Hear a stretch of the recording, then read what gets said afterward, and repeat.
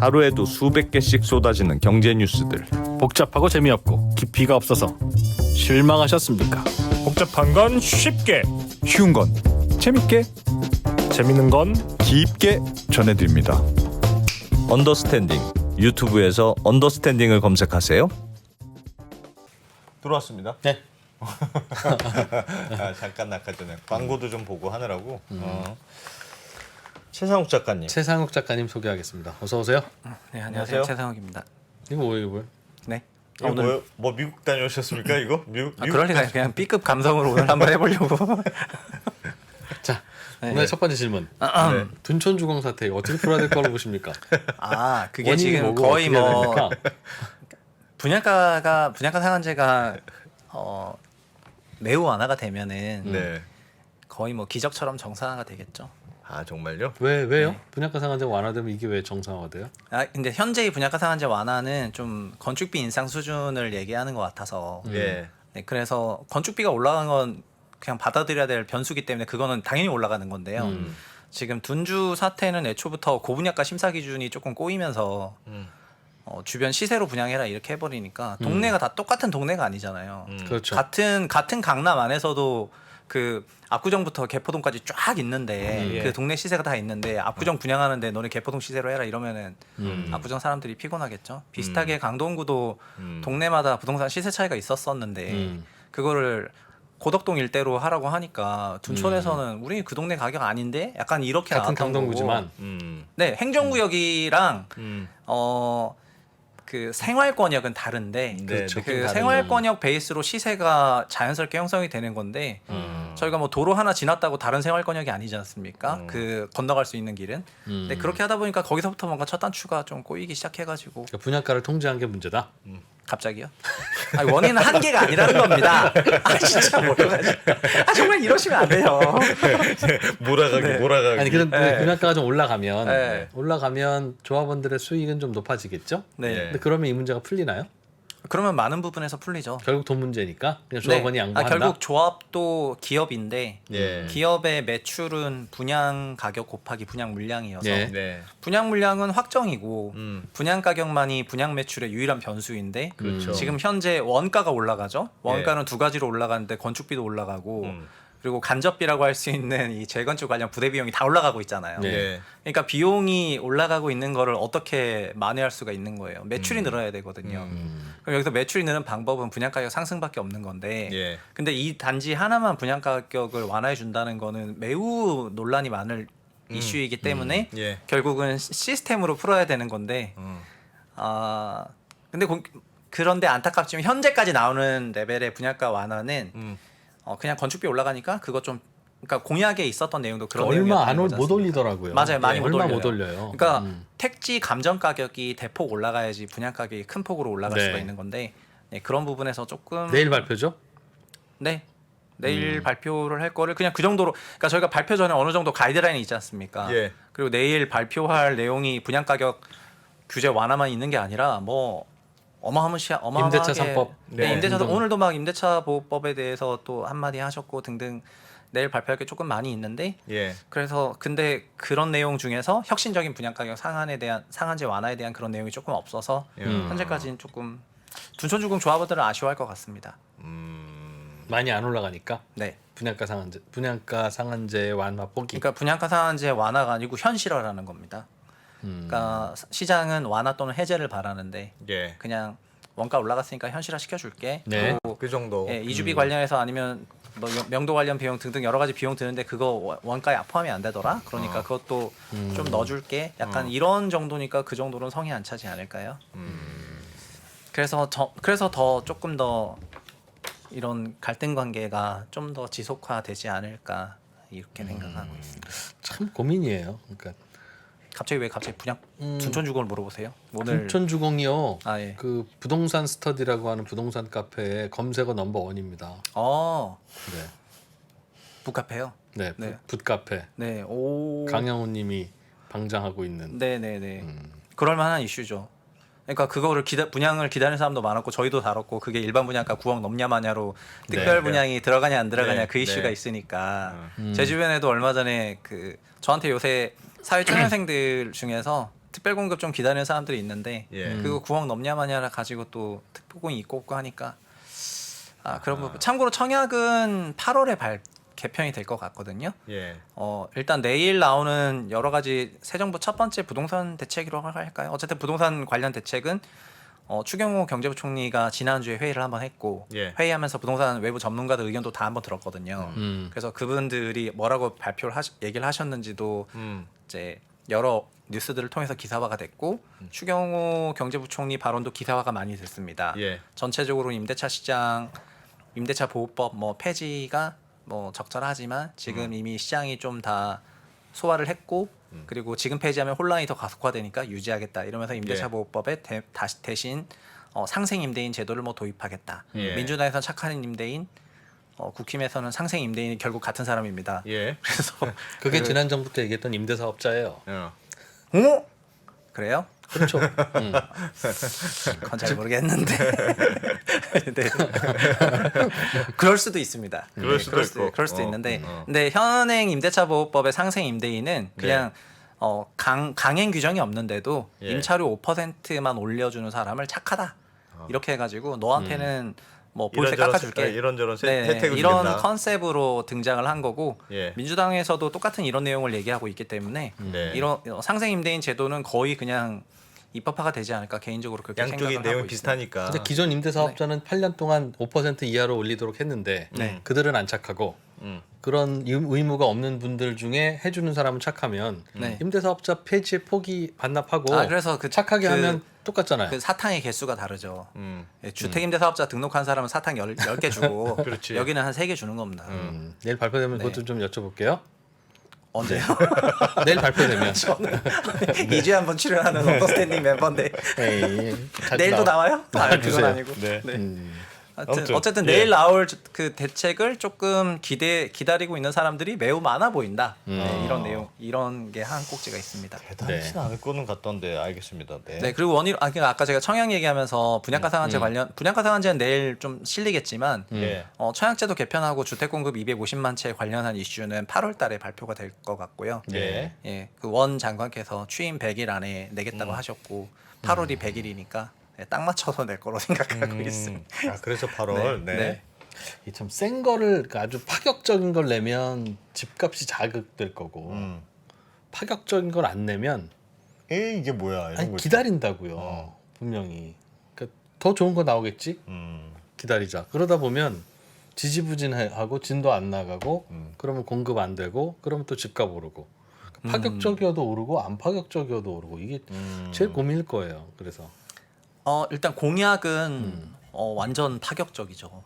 네. 왜요? 대선 공약은 어마어마하게 파격적이죠. 예. 문재인 정부 부동산 정책을 거의 다 뒤엎는 뒤엎는 내용과 걸 원상복귀하고 했으니까. 네. 예. 시장 개입 최소화하고 그러니까 보유세, 취득세, 보유세, 양도세 전부 정상화시키고 주택임대사업자 710에 폐지한 거 다시 부활시키고 기업형 임대주택제도 다시 다 부활시키고 그다음에 청약제도도 컨셉을 완전 바꿔서 소형주택일수록 추천 많이 하고 대형주택으로 가점 많이 가게 이제 배치도 다 바꾸고 그리고 주택 공급하는 방식도 신도시 중심이 아니야 이제 구도심이 주택 수요가 있는데 하면서 구도심 재정비를 촉진시키고 그러니까 재건축 재개발 규제 완화하고 리모델링 촉진하고 완전 모든 부분에서 컨셉이 다 다른 게 공약이거든요. 그러니까 윤석열 정부의 대선 공약을 외우고 계시죠? 저는 오. 정책 전문가니까요. 그냥 이걸로 책 한번 흔들어 주세요. 책 한번. 이거요? 이런 거였습니다. 갑자기 신호를 줘가지고 전 몰랐고. 잠깐 홍보하겠습니다. 제가 이거 새로 책이 나와가지고. 네. 윤석열 네. 새 정부의 공약에 대해서 열심히 담았는데 공약은 어마어마하게 다르다는 겁니다. 네. 알겠습니다. 최근에 나오는 부동산 관련 소식 중에 의미가 있고 눈에 띄는 게 어떤 건지 하나하나 좀 일단은 지난주에 모든 언론이 이구 동성으로 예. 그 기사를 냈던 거는 드디어 KB 주택가격 지수도 떨어졌다. 전국 부동산 가격을 마이너스로 드디어 기표를 했습니다.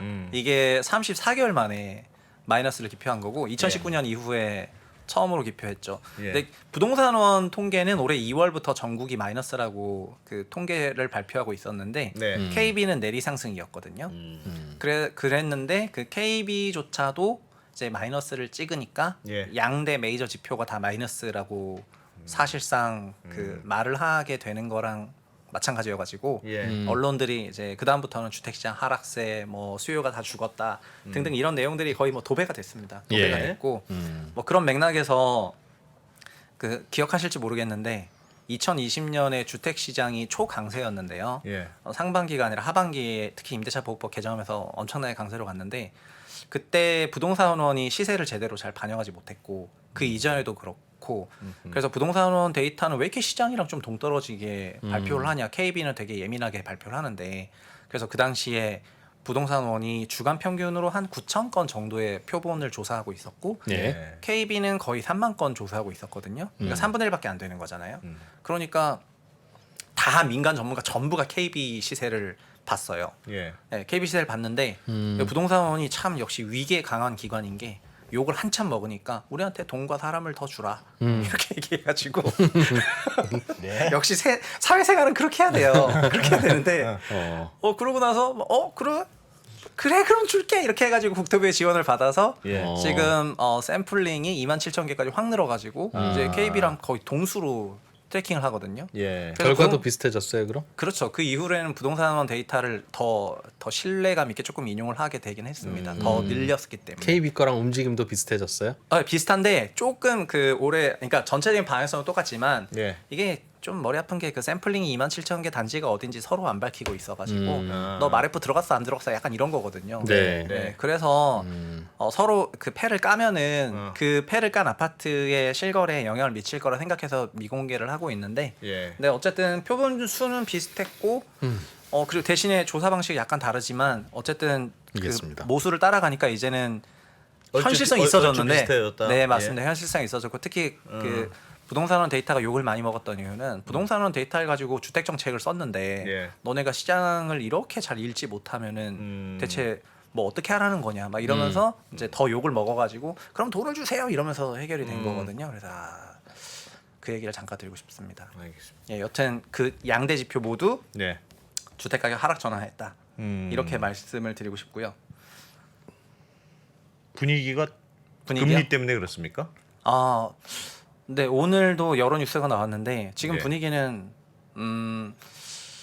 당연히 뭐 거래량도 침체 중이고 이런 데이터를 이제 이런 거는 다 느끼실 건데 저는 그거를 요 표로 좀 풀고 싶거든요. 화면 한 번만 띄워주시겠습니까?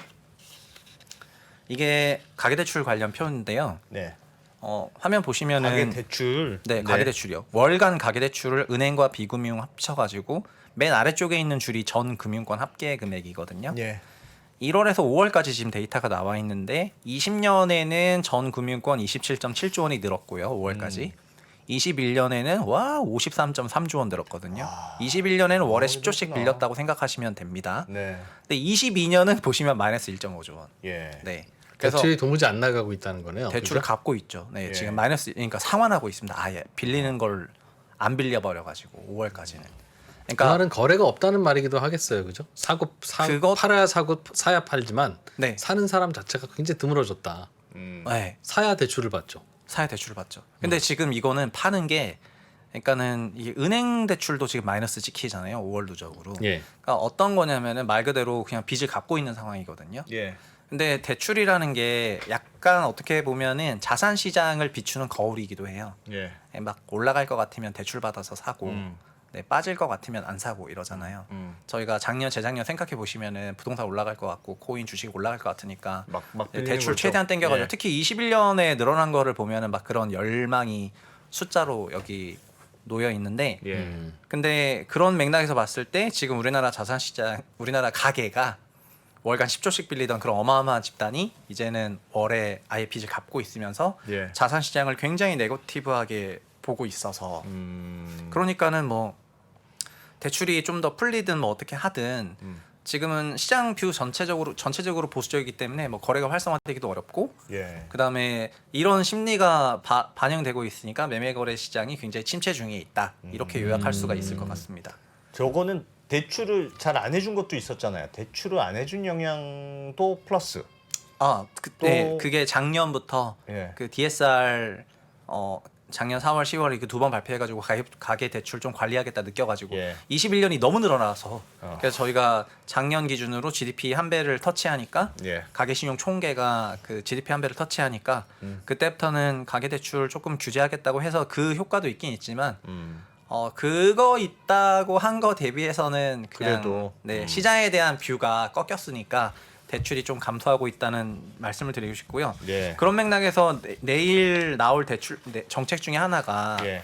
가계대출 관련해서도 좀 풀어주지 않습니까? 그러니까 LTV 생애 최초 주택 구입자들에 대해서 LTV를 80%까지 하고 예. 주택 가액도 상관없고 소득도 뭐 상관없고 그다음에 어느 지역이든 상관없고 대신에 너가 초고가 주택에 너무 많이 빌리면 문제가 되니까 그 대출 상환은 6억 정도로만 하겠다 이렇게 해서 LTV를 좀 열어주긴 하거든요. 예. 그래서 7억 5천 이상짜리는 못 사더군요.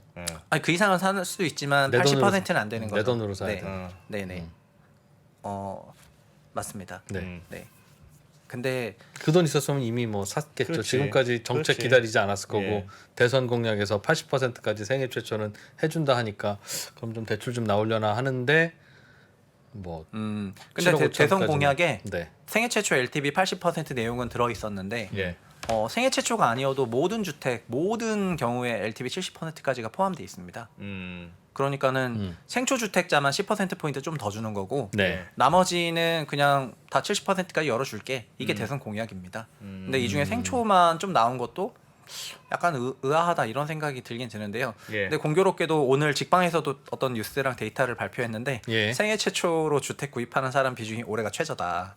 그래서 지난 10몇 년으로 네, 네. 네. 그래서 종전에는 생초 주택자들이 좀 주택을 많이 샀는데 대출을 좀 풀어주고 그리고 생애 최초가 막 그런 막 강남 고가 막 초고가 이런 거 사는 거 잘 아닙니다. 예. 보통 그냥 국민주택이고 예. 예. 비고가 주택을 작은 거. 사는데 예. 근데 지금 그럼에도 불구하고 지금 주택을 좀 안 사는 게 확실히 심리가 좀 죽었다 이렇게 해석을 하는 것 같습니다. 힘이 죽었다. 네. 네, 저는 그래서 그냥 제가 타이밍 같은 거 좋아하는 사람은 아닌데요. 네. 자산 시장이 언제 부활하냐 이렇게 물어보신다면 가계 대출이 2달 연속으로 증가를 한다면 네 그러면 시장에서 자산 시장에 대해서 어느 정도 긍정적인 마음으로 좀 전환했다는 거를 의미하니까 월간 가계 대출 통계는 꼭 지켜보시라는 말씀을 드리고 싶습니다. 대출 대출. 중요하다. 네. 70%까지 대출해 주는 거는 지금도 해줘요. 집값과 무관하게. 그건 비조정 지역, 비규제 지역에. 네. 대선 공약도 비규제 아니요, 지역에만. 대선은 그런 거 다 상관없이. 그러니까 대선 공약의 기본 컨셉은 이제 선거가 한 2달, 그러니까 대통령 당선이 2달 정도 지나니까 이제 다 까먹으셨을 거라고 그 생각을 하는데 네. 네. 3월에는 다 외우고 다녔지만 이제 네, 5월이 네. 6월이니까 이제 근데 그때는 다 열어주겠다 이런 컨셉이었습니다. 그러니까 컨셉은 전세가율이 60%를 넘어서는 국가에서 예. 투기과열 지역의 LTV가 40%라면은 얘는 전세 끼고 산다는 거죠. 그렇죠. 그런 게 낫죠. 전세 끼고 사는 게 에쿼티가 40%밖에 안 들잖아요. 예. 그러니까 기본적으로 전세가율 레벨의 대출은 열어줘야지 대출 끼고 집을 산다는 거예요. 예. 그래서 생애 최초 주택 구입자는 말 그대로 사회생활 경력이 짧고 소득 그러니까 자산 축적 기간이 짧으니까 돈이 얼마 없어서 예. 이 친구는 나중에 DSR 계산할 때도 미래소득 반영해가지고 이렇게 하겠다고 해가지고 80%로 넣고 좀 많이 풀어주는 건데 예. 나머지 주택 같은 경우에는 그냥 다시 70% 할게. 그래야 너네가 전세 끼고 집 사는 것보다는 대출 받고 들어가지 않겠냐 약간 이렇게 생각했던 것 같고요. 그리고 그 정책은 2월 25일 날에 언론에 공개가 됐고 그리고 저도 그때 처음 봤어요. 정책 설계는 연초부터 됐었던 건데요. 예. 2월 25일 처음 보고 나서 일단 저도 한번 충격받고 이 책을 쓰게 된 건데 근데 그러고 나서 그때는 금리 여건이나 매크로가 요런 레벨이 아니었어요. 예. 그래서 대출을 지금보다 열어준다는 게 좋았죠. 네, 어마어마한 그런 대출만 열어주면 막 집 살 것 같고 막 살코서. 이랬었거든요. 약간 주춤하는 분위기 정도였죠. 지금은 막 매크로가 막 휘청휘청하고 예. 그 다음에 막 근데 저는 좀 억울한 게 우리나라가 물가 8%가 아닌데 왜 우리나라가 미국보다 더 빠지는지 모르겠는데 물가 8% 나고 금리 8% 내게 나오는 거는 미국인데 네. 저희는 뭐라고 이렇게 같이 두드려 맞아서 좀 억울하긴 한데요. 네, 물론 저희도 그 5% 나왔지만 어쨌든 그런 것 때문에 지금은 금리 부분이 확실히 사람들한테 조금 부담으로 작용하고 있는 그런 것 같다 이렇게 말씀을 드릴 수가 있을 것 같습니다. 부담이다. 네. 아직 공약은 안 지켜졌다는 거죠. 네. 아직 지금 이제 출범한 지 100일도 안 됐고 네. 예. 그리고 부동산 대책 아직 안 나왔고요. 뭔가 내일부터 시작이고. 근데 이게 진짜 문재인 정부도 첫 번째 부동산 대책이 6월 19일에 나왔었거든요. 예. 그래서 새 정부도 6월 21일에 나오고 첫 번째 부동산 대책 나온 다음에 부동산 시장이 어떻게 흘러갔냐면은 뭐 엄청 쫄아 있었는데 별거 안 내네 약간 이러면서 안도렐리로 2017년에 주택가에 급상승하고 그래서 한 달 반 만에 파리 부동산 대책을 내면서 다주택자 규제를 시작했는데 예. 지금은 어떻게 느끼실지 모르겠는데 새 정부 부동산 정책을 6월 달에 냈는데 뭐 밍밍하네 생각보다 약간 이래버리면은 뭐 시장이 별 반응이 없을 거 아니에요. 예. 그래서 아마 제 생각엔 6월에 낸 게 시장에 별 임팩 없이 지나가게 될 가능성이 현재는 조금 높아 보이고 그래서 조속하게 그 다음에 또 어차피 8월에 250만 원 주택 공급 계획 플러스 국토부가 좀 메인으로 올라와서 하는 게 있으니까 예. 뭔가 6월, 8월 또 이런 식으로 나오지 않을까 이런 생각이 개인적으로 많이 듭니다. 그것도 좀 말씀해 주세요. 네. 뭐야? 전세 월세. 전세 월세요? 요즘 월세가 많이 늘어난다면서요?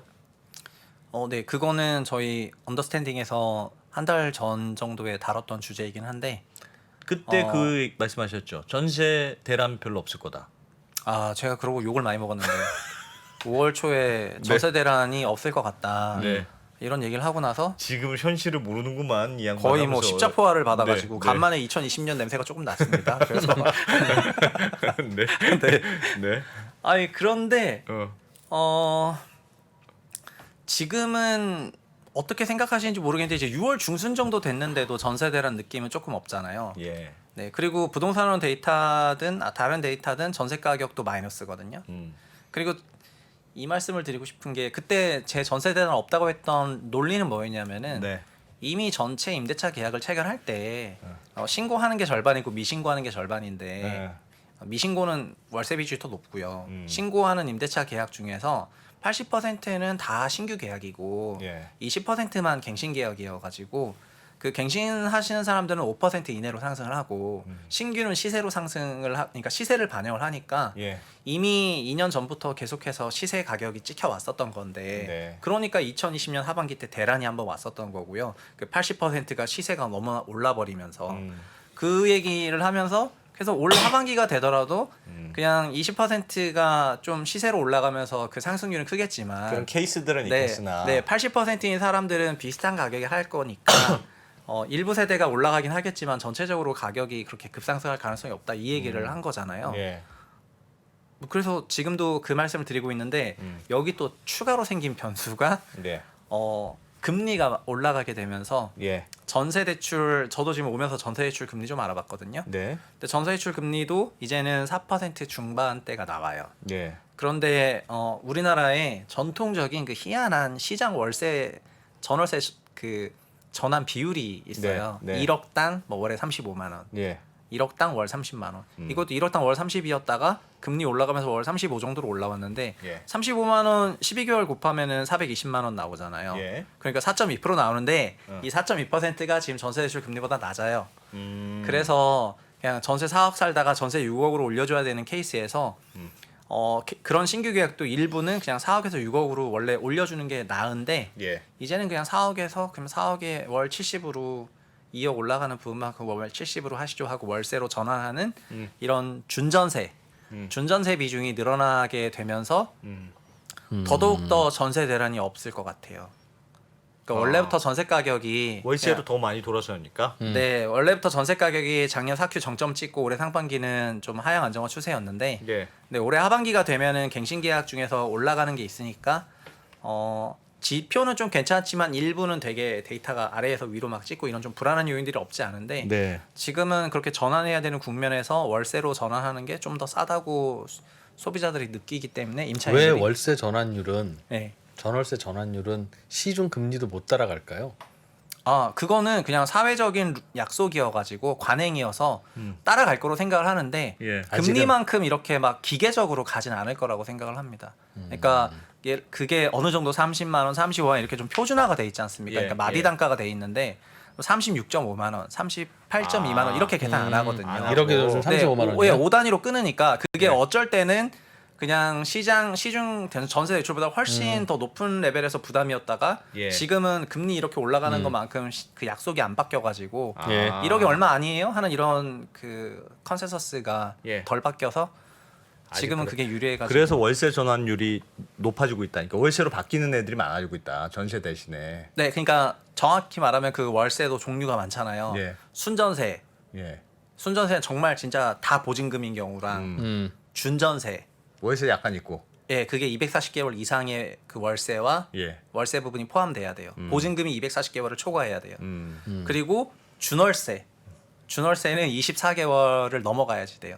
보증금이. 예. 예. 이건 그 준월세 말 그대로 거의 월세인 거고. 그리고 저희가 알고 있는 진짜 월세. 보증금이 24개월 이하. 순수의 월세. 네, 네. 예. 그러니까 보증금 24개월 이하는 거의 순월세로 해석을 예. 하거든요. 근데 지금 준전세가 늘고 있어요. 그러니까 순전세에서 순전세 부분의 전세 증가분이 이렇게 월세로 바뀌면서 준전세가 되는 거죠. 전세 가격 올리는 거 대신에 반전세, 반전세. 조금 네, 월세 좀- 맞아요. 월세 좀 시장에서는 내세요. 그거를 반전세라고 부르는데 네. 준전세나 반전세나 뭐 반월세나 전세금 다- 올려주는 거 못 올려주니까 네, 그만큼 비슷한- 월세로 환산해서 월세 조금 내세요. 이렇게 하는 거죠. 네네네. 아니 근데 그러면 아까 전에도 그 월세 가격이 늦는다고 하셨는데 네. 사람들이 월세로 돌아서요. 네. 내가 이제 집을 빌린 사람인데도 내 전세 대출 받느니 그냥 월세 좀 내는 게 싸겠네 이렇게 네. 생각이 든다는 거잖아요. 맞아요. 그럼 내가 월세를 찾아요. 네. 그럼 월세를 찾는 사람들이 많으면 월세 가격이 높아지는 거 아니에요? 결국 월세 가격이 높아진다. 아, 그러니까 그건 전체 임차료가 네. 전체 임차료는 하향 안정화하고 있어요. 네. 그러니까 제가 드린 얘기는 월세 가격이 그 높아진다는 그 컨셉이 예.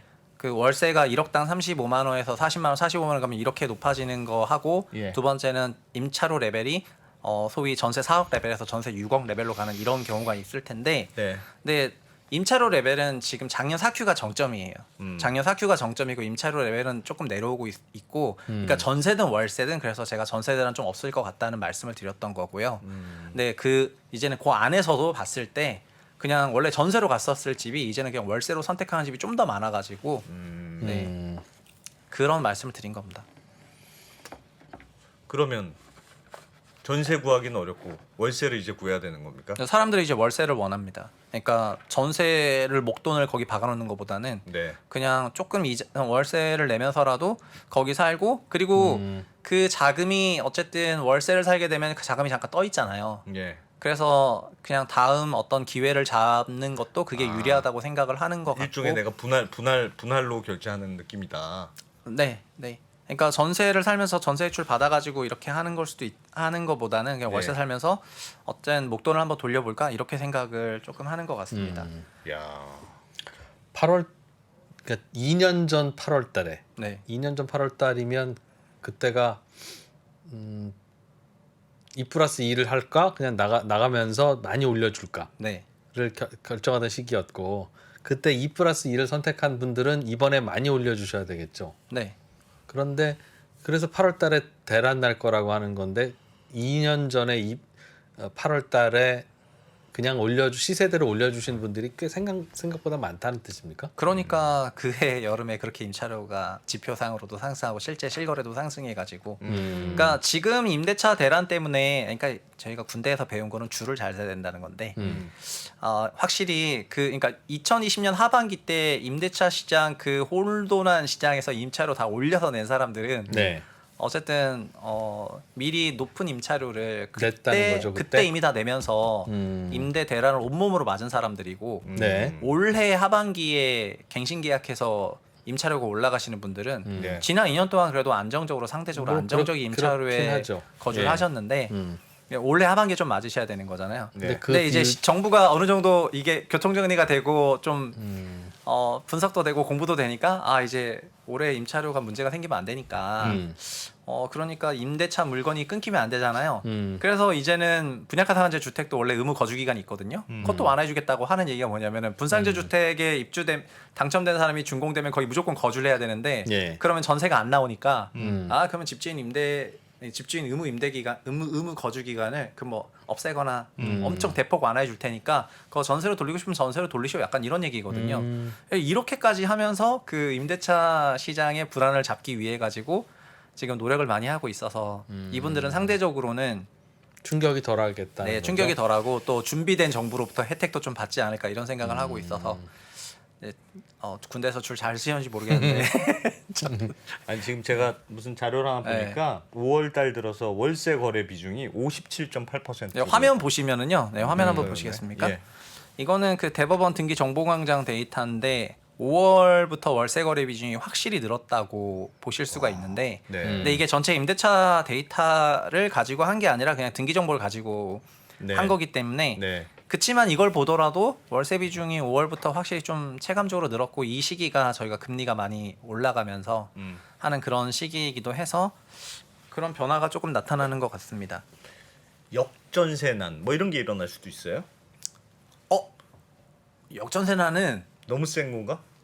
아니요 역전세난은 그러니까는 전세를 못 구해서 그러니까 못 구한 집주인이 아니 전세를 임차인이 못 내줘서. 내릴 때 역전세난이 나거든요. 예. 2019년에 한국에 역전세난이 한 번 있었어요. 예. 그때는 매매 가격도 하락했고요.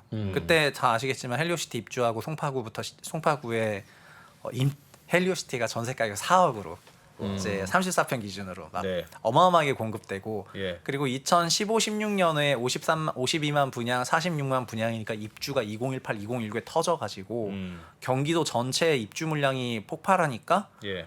그냥 입주가 진짜 어마어마하게 늘어나가지고 음. 전세 가격이 확 내려가서 예. 역전세난이 나버려요. 그러니까 2019년 전세 가격이 2017년보다 낮아버려요. 어. 그러니까는 2019년에 그냥 갱신 계약하거나 신규 계약해야 되는 입장에서 예.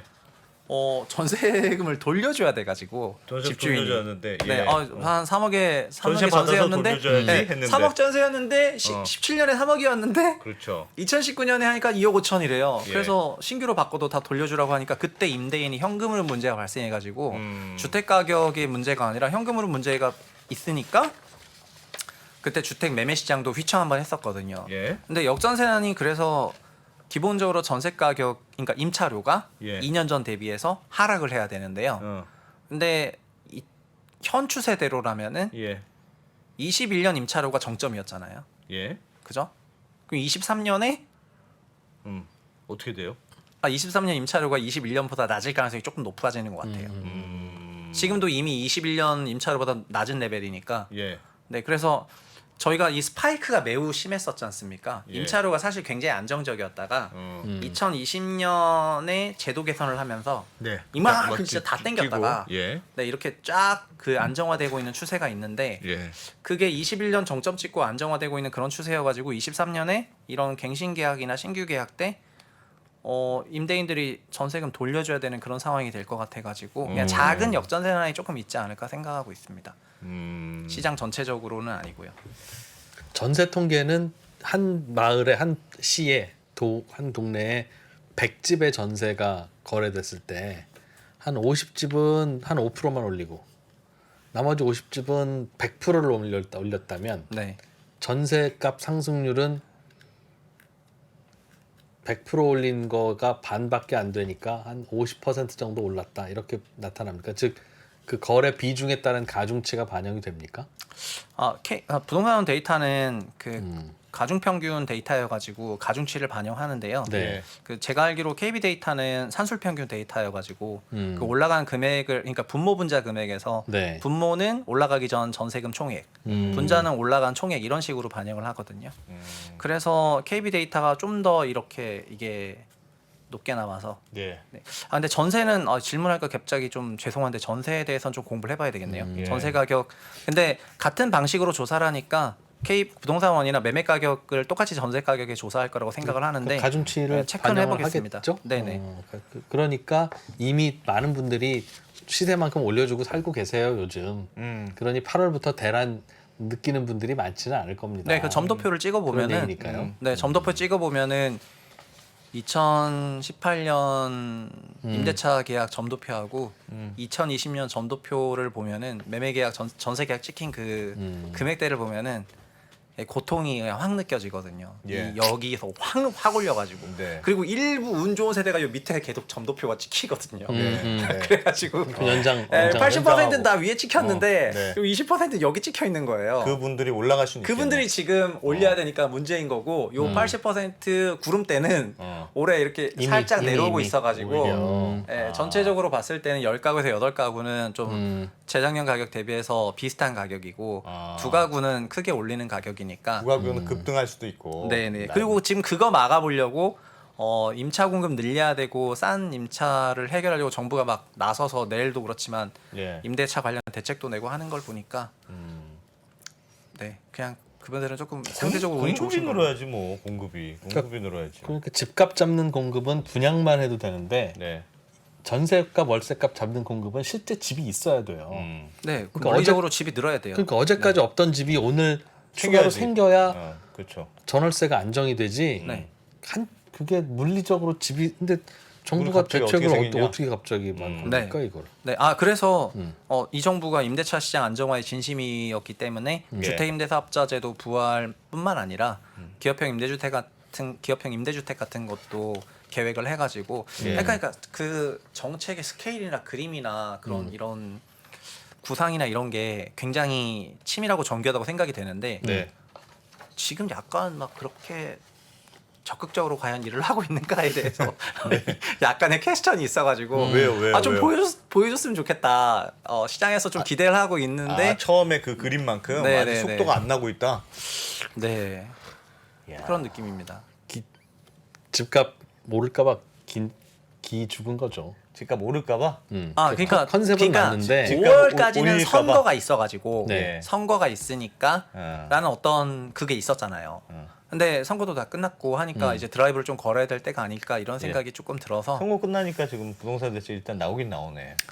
저는 개인 생각입니다. 이것도 네. 그냥 뭐 이 채널의 의도와 다릅니다. 왠지 자꾸 그러니까 불안한데 무슨 굉장히 얘기를 하려고 그러는 거예요, 대체? 아닙니다. 네. 집값을 고민하는 수장이 네. 정치인이면 네. 집값을 잡기가 어렵습니다. 아, 우리나라는 집값을 잡기 위해서는 단기적으로 집값이 오르는 걸 감수하고 욕먹을 감수를 하고 해야 되는데 그래야 공급을 해야 지금 되는데 그 정책을 하는 분이 차기를 노리고 있잖아요. 그걸 그래요? 감수하기 어렵습니다. 그래서 그래요. 불안하고 불길한 근데 뭐 거예요. 그분이 근데 5년 잘 내내 하시는 게 들어보면 아니잖아요. 이렇게 기자간담회 한 거 보면 네. 좋은 얘기만 하더라고 보니까 이것도 좋은 얘기, 여기도 좋은 얘기, 여기도 좋은 얘기 그런 건 있긴 있대요. 그런 게 세상에 어디 있습니까? 네. 근데 뭐 5년 내내 하시는 건 아니니까요. 그러게요. 그래서 네. 부동산 값을 안정시키는 와중에 뭔가를 하겠다고 하니 예. 그런 게 있으면 지난 정부 때 했겠죠. 네, 맞습니다. 어쨌든 6월부터 그러니까 내일부터 그 새 정부의 부동산 정책은 시작인 것 같습니다. 예. 네, 그래서 앞으로 몇 번을 낼지는 모르겠지만 네. 일단 어떤 정책을 낼지 가이드라인을 국정과제를 통해서 밝혔기 때문에 그런 부분에 장점이 있는 것 같고요. 문재인 정부 출범할 때는 상대적으로 인수위도 없었고 해서 그런 시장과 커뮤니케이션 하거나 할 그런 게 충분하지 못했잖아요. 그래서 대책 하나 나올 때마다 굉장히 서프라이즈한 대책이었고 뭔가 가이드라인이 없는 상태에서 나오니까 모든 정책이 조금 충격적으로 받아들였던 건 있었던 것 같은데요. 지금 정부는 우리가 5년 후에 뭐 그 가는 경로는 모르겠는데 우리는 이런 모습을 꿈꾸고 있어라고 딱 제시를 한 그런 상태니까 바라보는 입장에서 편안은 하죠. 근데 편안한데 이게 좀 현실성이 있을까 없을까 이거는 더 봐야 되겠지만 지금은 그냥 그렇게 얘기했던 계획대로 조금씩 진행을 해 나가는 것 같습니다. 내일 정책에서 제일 관심 있게 봐야 될 포인트는 뭡니까? 내일 뭘 제일 열심히 보면 돼요? 내일 나올 것 중에? 내일은 분양가 상한제, 그 다음에 세금 관련해서도 조금 얼마 전에 새 정부 경제정책에서 나왔던 세금 관련 이슈랑 예. 종부세요. 세금 관련 이슈랑 그다음 대출 개편이랑 그다음에 임대차 관련한 그런 제도거든요. 예. 근데 저는 임대차 관련 제도가 제일 뭐라 그럴까? 핵심이다. 내일 네, 나오는 핵심이라고 생각을 하고 있습니다. 왜냐하면은 새 정부의 임대차 보호법은 폐지가 공약이에요. 네, 3월 9일 기준으로는 폐지가 공약인데요. 예. 그 이후의 워딩들은 다 유지거든요. 그래서 이게 정책이 벌써 한 번 바뀌었어요. 그런데 아직은 폐지할 거라고 생각하시는 사람들도 조금 있는 것 같고 네. 그런 것 같아요. 그래서 내일 임대차 보호법 관련해서 어떤 식으로 진짜 유지하겠다는 생각인지 아니면 진짜 조금 더 폐지의 단서를 두고 있는지에 대한 그런 가이드라인이 뭐 나올 거라고 생각을 해서 예. 임대차 보호법을 보시는 게 매우 중요하다고 생각이 되고요. 어떻게 개선 내지는 네, 변화가 그러니까 있는지. 언론에서 그냥 상생 임대인 나오기로 했는데, 그러니까 상생 임대인 정도 나오고 끝날지 아니면 그 여러 가지 보도자료의 워딩에 다른 내용이 있을지를 지켜봐야 된다고 생각을 하고, 예. 그리고 이게 중요한 이유가 있는데 임차 기간이 4년이 되니까는 예. 그게 좀 길더라고요. 체감으로. 길어요. 네, 막 지금 사시는데 가까스 이제 4년 이상 사시는 분들 입장에서는 네. 안정성, 집주인 입장에서는 너무 길다. 그런 거죠. 꼭 그렇지. 아니 그래서 저는 이게 임대차 보호법에 네. 그 갑자기 효과라고 생각을 하고 있는데 임차 기간이 4년 되니까 안 좋은 이펙트는 임차료가 올라갔는데요. 아, 2년 그렇지. 임대차랑 4년 임대차는 비교 못할 안정성이기 때문에 네. 임차료는 올라갔었겠죠. 예. 어떻게 됐던지 간에.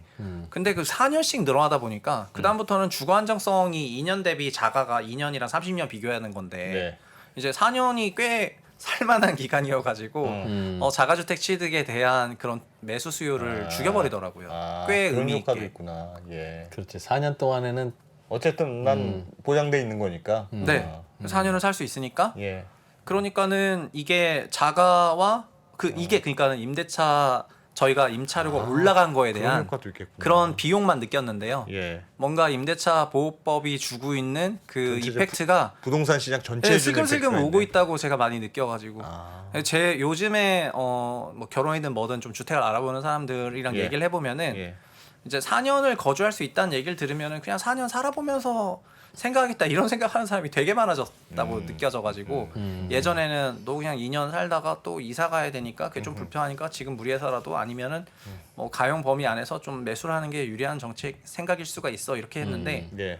제가 4년 살다가 뭐 살아보면서 이렇게 마음에 들면 살고 또 이 그 거주 안정성이 주는 효과가 꽤 크더라니까요.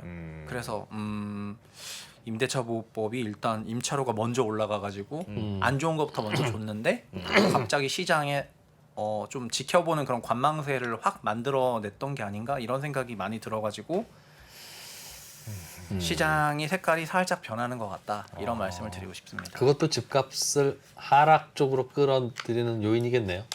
아니 하락보다는 그러니까 관망이 예 맞습니다. 그러니까 관망이니까. 주택을 관망이니까 뭐. 저는 이제 주택 적극적으로 안 사게 시장을 할 그렇죠. 하는 거니까. 그렇지. 네, 주택 시장을 타임리한 대응보다는 장기 상승하는 부동산 자산이니까 그런 시장 변화에 따라서 너무 일희일비하지 말고 너가 그냥 필요하면 사는 게 좋다. 그리고 필요하지 않으면 안 사는 게 좋고 이런 얘기를 했었는데 이제는 4년 임대차로 인해서 어느 정도의 주거 서비스가 커버가 되다 보니까 그 다음부터는 부동산이라는 게 그냥 자산 시장의 일부고 예. 그러니까 자산 시장 일부는 어떻게 되는 거예요? 굉장히 많은 사람들이 타이밍을 노리잖아요. 고점 저점을 잡으려는 그런 노력을 많이 하면서 관망도 하고 타이밍 잡으려는 노력을 하고 이러면서 주택이 이제 성격이 많이 바뀌는 것 같다는 생각을 조금 하고 있어가지고 이걸 제가 어떤 근거화된 수치로 말을 하기에는 아직은 조금 이르다고 생각이 되는데 그냥 시장에 있는 사람들이랑 얘기해보면서 느끼는 거는 4년 임대차가 주는 주거 안정성으로 인해 가지고 주거 안정성 때문에 주택을 취득을 했던 실수요의 니즈가 조금 낮춰지고 오히려 시장을 관망하면서 타임리하게 주택을 매수하는 게 유리하겠다는 굉장한 자산 시장적인 접근 방식이 더 퍼지는 것 같아서 예. 주택 가격의 그 변동성만 더 커지겠다 이런 생각이 들더라고요. 그래서 부동산이 굉장히 어려운 시장이 되어가고 있는 것 같다 이렇게 말씀을 드리겠습니다. 4년. 음. 내일 나오죠 내일? 내일 나옵니다. 네. 뭐가 보완될지 좀 봐야 되겠네요. 내일 또 나오면 내일 김상훈 기자한테 숙제를 시켜서 정리를 좀 해보죠. 저보고 하나 보완하라고 하면 네. 4년 사는 거 좋은데 집주인이 그 집을 팔 때 새로 그 집을 사는 집주인이 새 집주인이 그 집에서 난 거주하겠습니다라고 하면 들어갈 수 있도록 그거는 할게. 원래 집주인이 거주하려고 저 들어오겠습니다. 그렇다고 1년밖에 안 됐는데 중간에 들어올 수는 없고 3년째 됐는데 나가세요 할 수는 없죠. 그러나 중간에 2년 요 점선이 있잖아요. 네. 그때는 할 수 있도록. 들어올 수 기존 집주인이 들어오는 것처럼 네. 그건 이제 매수가 팔거나 사거나 하는 게 안 돼서 그런 거죠. 너무. 네. 안 되는 그러니까- 문제가 아니라 그러다 보면 네. 여유 있는 집주인들은 집을 비워놔요 그냥.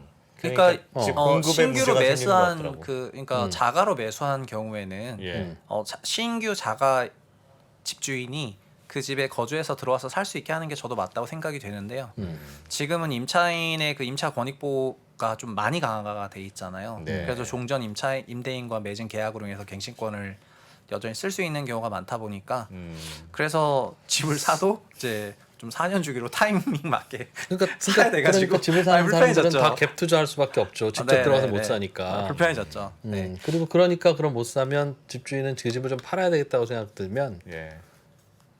세입자를 내보내고 비워놓는 그러니까 결국은 그것도 적당한 전세는 그러니까 그 주택 가격이 높고 임차료가 낮은 데는 비워둘 수가 있는데 네. 전세가율 높은 막 그런 단지는 비우려면은 뭐 큰돈 어마어마하게 들죠. 돈 빌려야 돼요.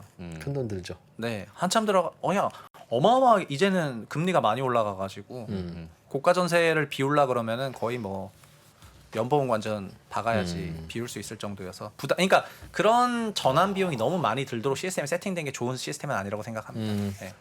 알겠습니다. 어쩌다 보니까 그냥 이런 네. 얘기를 많이 하게 됐는데요. 참. 맞습니다. 내일 발표되면 또 여쭤볼게요. 네. 알겠습니다. 네. 최상욱 저자였습니다. 감사합니다. 고맙습니다. 고맙습니다. 미국, 중국, 러시아 이런 나라들의 움직임에 대해서 관심이 어느 정도 생겼는데 거기에서 우리는 과연 뭘까? 우리는 체스판의 말이 아니다라는 생각을 좀 해야 좋겠어요. 어떻게 생각하세요? 우리 편 누굴까를 좀 더 고민할 수 있지 않을까 싶어요. 뒤집어 질문을 해보면 그러면 아시아에는 우리 친구가 있을까요? 제가 지구본 연구소 진행하면서 사실은 되게 마음에 걸리는 이만한 짐이 하나 있어요. 우리 옆에 있는 동남아를 내가 모른다. 우리가 처해 있는 아시아라는 지역을 자꾸 방관하고 유럽이나 미국의 어떤 시각에 맞춰가지고 그런 이제 개별적인 지식 이런 것들이 묶여가지고 큰 흐름들을 만들어내는 이야기, 그런 경험.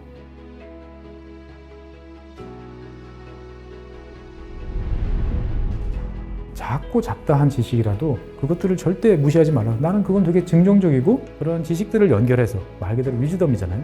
정말 현명해지고 뭔가 남들하고는 좀 차별화된 그러한 관점 그리고 그러한 비전